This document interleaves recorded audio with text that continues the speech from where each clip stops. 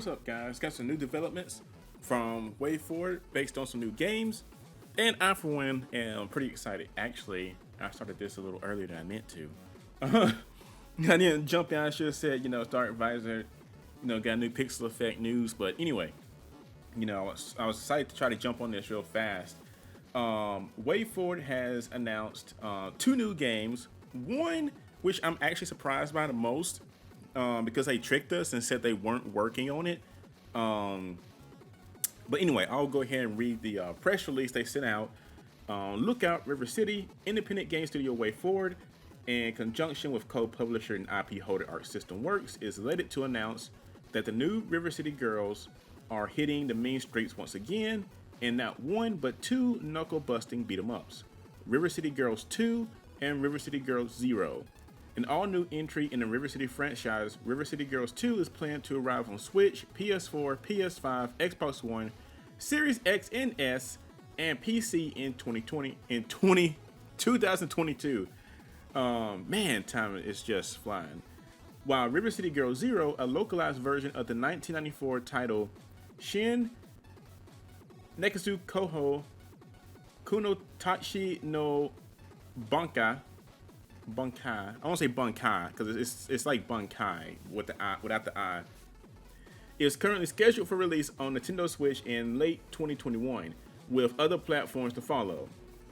Picking shortly up after the original game of River City Girls 2, once again puts players in control of Misako and Kyoko, as well as Kunio and Rikie, and other characters, as they set out an all-new beat-em-up adventure across the main streets of River City. New moves, new enemies, new recruits, new environments, and the return of an old foe Way, along with the same over-the-top sense of humor and adrenaline-pumping combat of its predecessor.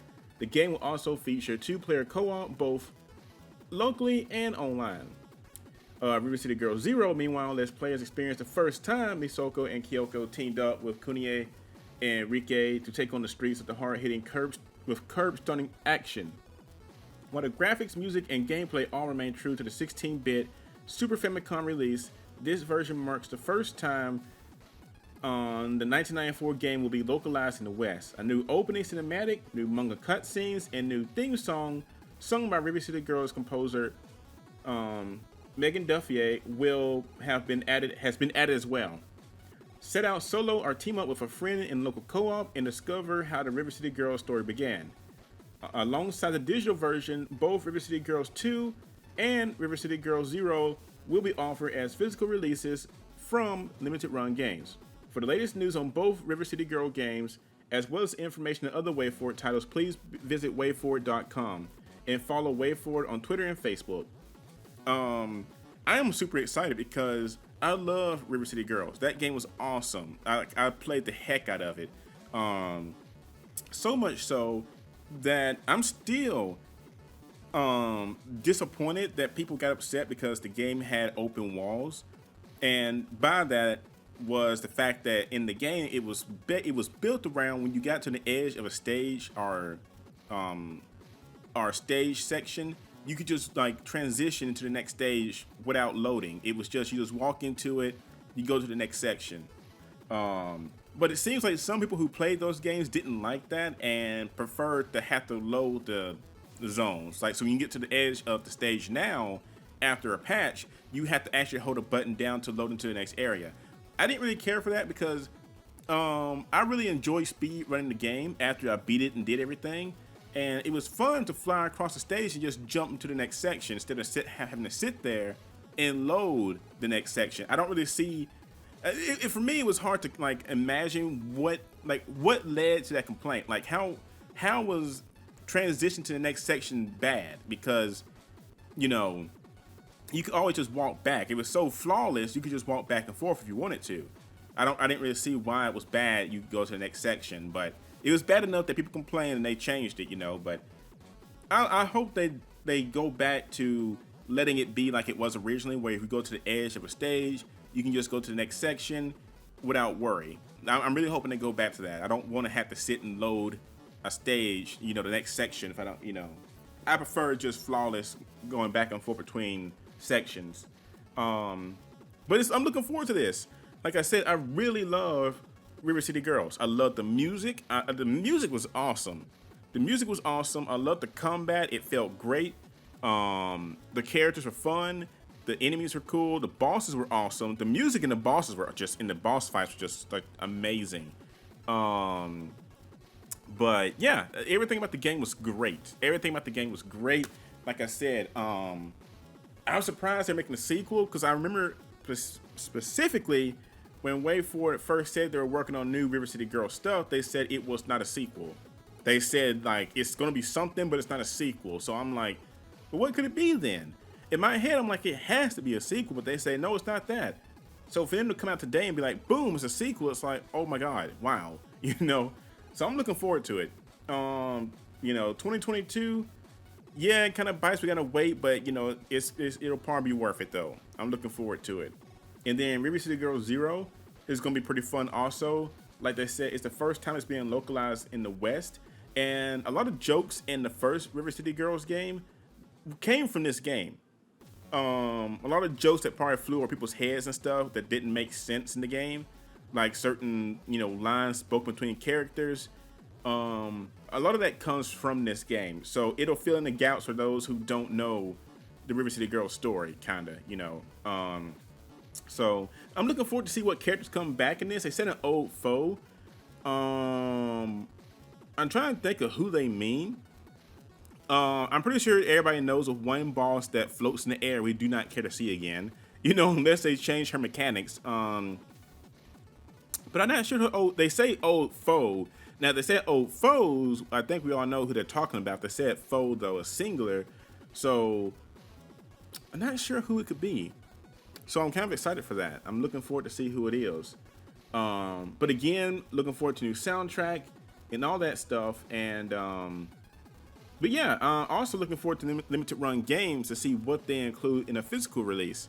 I would love to have like a physical soundtrack and honestly a standee. Well, standees are cool and stuff, but I like a statue. Give me a statue. I think I like that more. Give me a statue and a poster. Give me like a really awesome, kick-ass looking poster. I like that. Physical soundtrack, kick-ass poster. I jump on that. But I'm still waiting for my Shantae GBA or GBC collector's edition, and that's actually thrown me off for once. Like limited run games, I've usually been used to how long they take when it comes to shipping things. This is the first time I'm actually thrown off because it's been over 6 months, So I'm like, everybody's gotten their Switch versions, everybody's gotten their Game Boy Color, just the cart versions. Where's mine?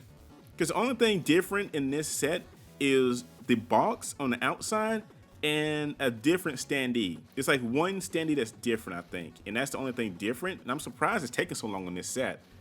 But yeah, River City Girls 2 looks to be awesome.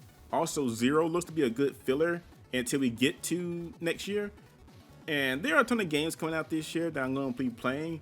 But I'm definitely going to jump on River City Girls 0 day one if I can. And I look forward to that. Like I said, River City Girls was an awesome game, an amazing game. I love seeing you guys' comments on old videos of boss fights. Some of them are just hilarious. Like, I love how much hate. I'm not going to say who the boss's name is just because I'm sure it will cause a lot of you grief. But I love reading comments while I'm at work of how much grief that one boss, we all know who I'm talking about, who floats in the air, who likes working on dresses, gave people. There are so many comments that I see and people who just hate her. That fight, everybody said that fight ruined the game for them. I knew she was like bad and stuff, but I didn't know people hated her that much. I like her music, but gosh, she was a bad boss. But like I said, I'm looking forward to the game, and I'm hoping that our favorite little rivals come back in this sequel. I really love them. I would love to play as them, and I hope they come back also. But yeah, for now, that's it. They released like 3 screenshots, which I've included in this video, and they released a few assets for River City Girls 0. So yeah, but as soon as I hear more on this, I'm definitely gonna jump on this. Like I said, it's I'm happy they announced it. And also, as a side note, a little extra news, but I mean, any news is good news when it comes to WayForward. But WayForward is bringing all 5 Shantae games to PS5. Physical versions are also on the way from limited run games, but these are going to be digital. But they are going to release all 5 titles separately. Digitally, they're going to be Shantae, Shantae's Risky Revenge, Pirate's Curse, Half Genie Hero, and Seven Sirens. So that's pretty awesome for PS5 fans. If you got a PS5, and with that, each game will be expected to be equal to existing PS4 versions. So basically, yeah, they're going to release all the Shantae games for PS5 digitally for right now, and then Limited Run Games is going to do a physical version of all of them, hopefully, for PS5. That should cut into some scalpers' paychecks, hopefully. Scalpers are the scum of the earth, and I could rant on that practice all day. But all I'm going to say, I hope this cuts into their sales some. Because scalpers are crap. And I don't agree with the people who say, they're just trying to make money off a service, or you can't be mad at somebody who's just, jumping on the market. No, there's a difference in things like that. It's a difference in like say you're buying a stock or something and it goes up compared to somebody who honestly wants to play a Shantae game or something like that, or a PS5, be it Switch, a new Switch. If a new Switch comes out, because I guarantee it'll be on it, or the Series X, anything. It's crappy for something that is a mass-produced item that's not, that a general fan would want, but yet you're buying bulks of those items to turn around and sell them for triple the price. That you're scum for that. I wish people had more self-control and would not buy the product, so that way they lose money. But people are going to be people, humans are going to be humans, and people will pay the price that scalpers post because they just got to have whatever they're showing off. Be it a graphics card, be it a Pokemon card, people will buy it. I wish people had more self-control, but most don't, and they'll go out there and buy it. And that in turn shows scalpers that I can keep doing this, but scalpers are horrible. And I'm glad when companies like WayForward do things like this, because when you put more products on the market, it cuts into their share. Same thing with PS5s. If Sony comes out and surprises everybody and says, oh, we got several thousand units, we're dropping them right now. Hopefully some family out there can get them, without having to worry about some scalper buying them up and being like, hey guys, I know you want that PS5 for, 500, 600. Well, I'll sell it to you for like 900, No, I hate that practice. It's like I saw a little girl this weekend and her mom in GameStop. They came in and looked for Pokemon cards. So it's a little bitty girl too. She was like, she's probably like 5, 6. And, her mom came in there and said, y'all had any Pokemon cards? We just left Target, they didn't have any. And they told them, no, we don't have any. Scalpers bought them basically.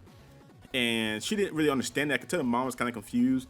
And I felt bad for the little kid, because she's literally just a little kid who just wants some Pokemon cards, excited. They could have got an allowance. Who knows? They just want Pokemon cards. They can't get them because grown men, late 20s, early 30s out there buying Pokemon cards, living in their basement at their mom's, house, selling these things for a higher profit, because they're not going to use them.